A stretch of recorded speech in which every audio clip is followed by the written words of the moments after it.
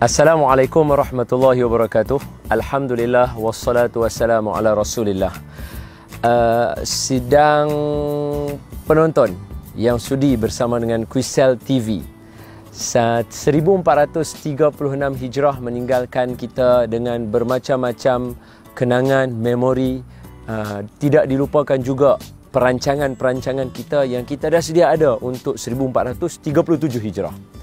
Bertitik tolak dari situ, saya beserta kru Quizsell TV dan juga Quizsell Sendirian Berhad mengucapkan kepada seluruh rakyat Malaysia, khususnya dan secara amnya seluruh umat Islam yang meraihkan Tahun Baru Ma'al Hijrah 1437, selamat Tahun Baru. Mudah-mudahan kita mulakan dengan niat yang baik, teruskan dengan niat yang baik walaupun niat tu biasa terkubur suatu ketika dahulu, kerana setiap niat baik mendapat satu pahala berdasarkan hadis peristiwa Isra wal Mi'raj.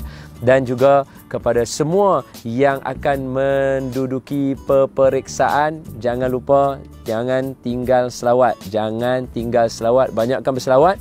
Dan juga kepada semua pejabat-pejabat, sama ada kerajaan atau bukan kerajaan, selamat meneruskan perancangan baru. Mudah-mudahan kita semua buat untuk umat Islam, khusus untuk menegakkan kalimah La ilaha illallah Muhammadun Rasulullah. Assalamualaikum warahmatullahi wabarakatuh.